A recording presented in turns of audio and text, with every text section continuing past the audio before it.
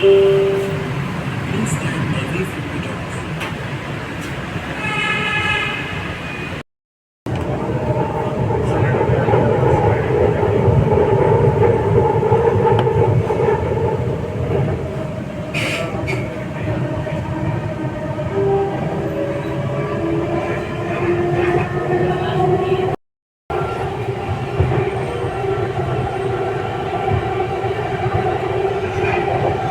ರೈಲು ಈಗ ಶ್ರೀ ಸತ್ಯಸಾಯಿ ಆಸ್ಪತ್ರೆಗೆ ತಲುಪಲಿದೆ. ಬಾಗಿಲುಗಳು ಎಡಕ್ಕೆ ತೆರೆಯಲಿವೆ.